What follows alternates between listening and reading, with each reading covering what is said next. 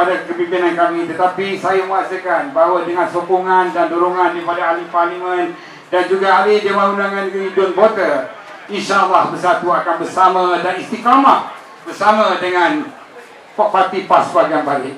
Saya juga mengucapkan terima kasih kepada urus setia yang begitu bertugas lumus untuk menjayakan program kita pada pagi ini, terutama kepada pengarah pilihan raya, pengarah Majlis Jamuan Hari Raya kita, penyokong-penyokong seluruh ahli-ahli Perikatan Nasional Parlimen Parit.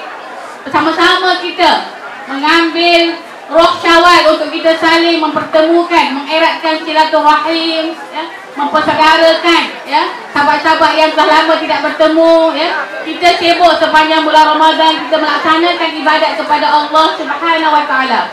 Kedatangan Syawal merupakan satu hadiah daripada Allah Subhanahu wa taala untuk kita menzahirkan tanda kesyukuran kita kepada Allah Subhanahu wa taala.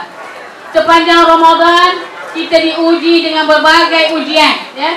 Kita diuji dengan penuh kesabaran untuk bagaimana kita mengharungi ibadah Ramadan, melaksanakan ibadat-ibadat sunat, ibadat-ibadat wajib sepanjang bulan Ramadan. Nescaya aku akan mengingati kamu. Washkuruli, dan syukurlah atas nikmat kurniaanku. Wala takfurun, janganlah sekali-kali kamu mengingkari perintahku. Sadaqallahul azim. Tuan-tuan, puan-puan, Syawal dikurniakan pada kita untuk kita mensyukuri nikmat Allah Subhanahu wa taala. Apakah dia kunci bagi syukur? Kunci bagi syukur yang pertamanya ialah mengiktiraf dan mengakui bahawa nikmat ini segalanya kurniaan Allah. Wa ma bikum min ni'mat fa min Allah. Tidaklah ada bagi kamu daripada nikmat-nikmat kurniaan, semuanya adalah daripada Allah Subhanahu wa taala. Kedua, cara kita bersyukur ialah lisan kita memuji Allah taala. Kita menyebutkan alhamdulillah, syukur kepada Allah taala, ya.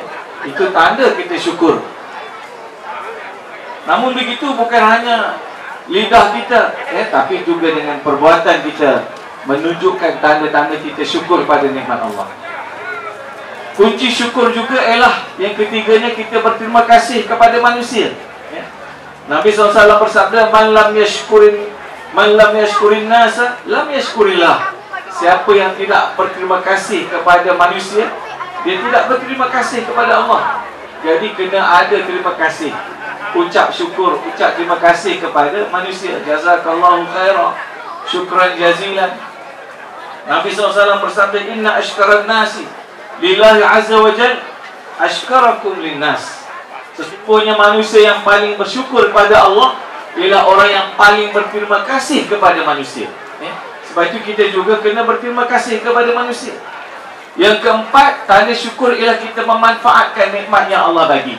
Gunakan kesihatan kita, gunakan mata, tangan, telinga, semuanya kita manfaatkan untuk kebaikan. Itulah tanda syukur kita kepada Allah Subhanahu wa taala.